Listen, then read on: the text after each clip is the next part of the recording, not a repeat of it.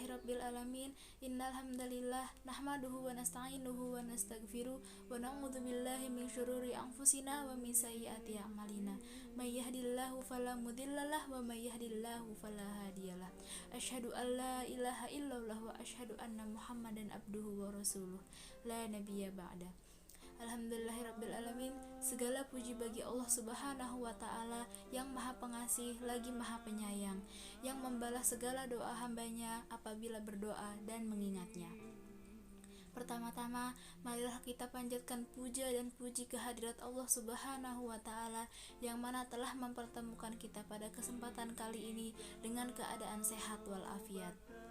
Salawat serta salam tak lupa kita junjung tinggi kepada baginda Nabi Muhammad SAW beserta ahlul baitnya, juga kepada guru-guru kami, orang tua kami, saudara kami, pemimpin-pemimpin kami, muslimin dan muslimat yang terdahulu dan yang akan datang.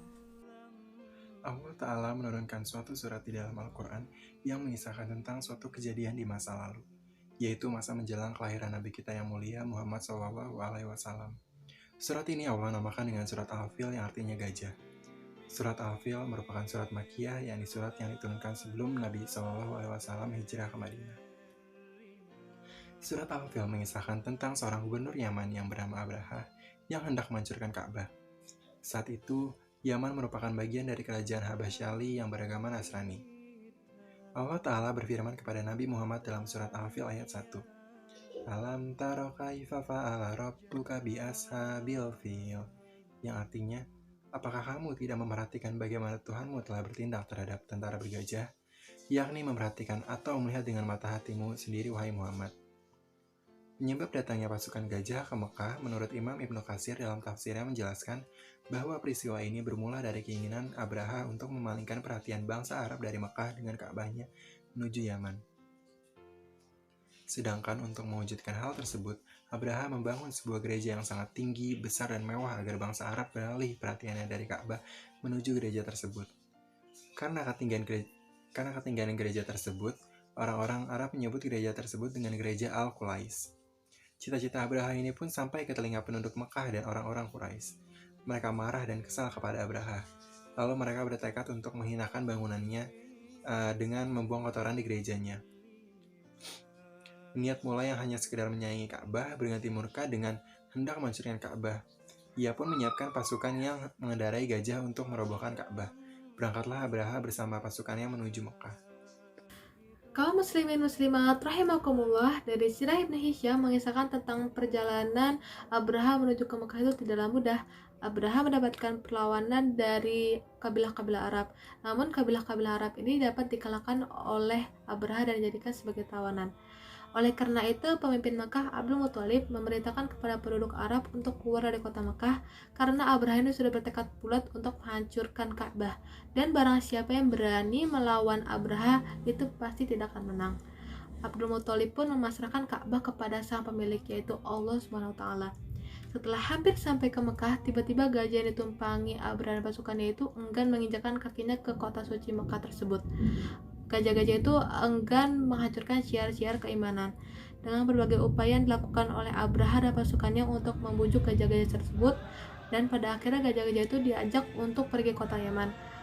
Akhirnya gajah itu berdiri dan melangkahkan kakinya mengikuti Abraha. Oleh karena itu, Allah Ta'ala berfirman, Bismillahirrahmanirrahim. Alam yaj'al kaidahum fi tadlil, yang artinya, bukankah Allah telah menjadikan tipu daya mereka itu untuk menghancurkan Ka'bah itu sia-sia? Perjalanan mereka yang jauh, persiapan mereka yang banyak, dan juga rintangan yang semua mereka udah hadapin itu tidak membuahkan hasil satupun. Karena itu Allah Ta'ala berfirman kembali, Bismillahirrahmanirrahim. Wa arsala alaihim tayran ababil tarmihim bihijaratim min sijil faja'alahum ka'asafim ma'kul, yang artinya, dan Allah mendatangkan burung yang berbondong-bondong dan melempari mereka dengan batu yang terbuat dari tanah yang terbakar, sehingga mereka dijadikan seperti daun yang dimakan ulat.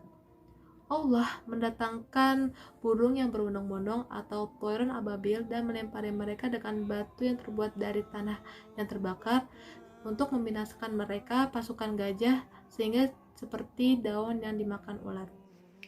Baiklah, wahai saudara-saudaraku yang beriman, setelah kita mempelajari isi dari Quran Surat Al-Fil ini, pasti ada banyak sekali pelajaran yang dapat kita ambil.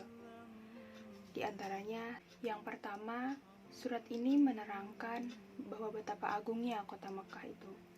Yang kedua, surat ini juga menerangkan bahwa Allah sangat menghinakan orang-orang yang sombong, orang-orang yang merasa dirinya paling tinggi, merasa dirinya paling hebat.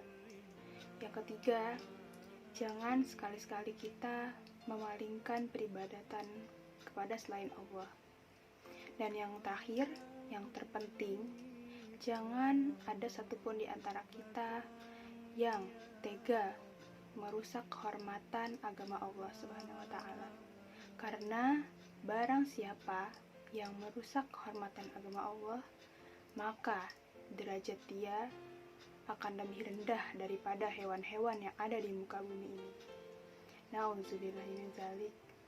Mudah-mudahan apa yang kita kaji dalam kesempatan kali ini dapat menambah keyakinan dan juga ketakwaan kita kepada Allah Subhanahu wa Ta'ala, dan kita menjadi semakin sadar akan kemahakuasaannya. Semoga apa yang kami sampaikan kali ini dapat menambah pengetahuan dan pemahaman bagi kita semua. Qul hadzal qawli wastaghfirullaha li wa lakum wa lisairil muslimina min kulli dzambin fastaghfiruhu yaghfir lakum innahu huwal ghafurur rahim.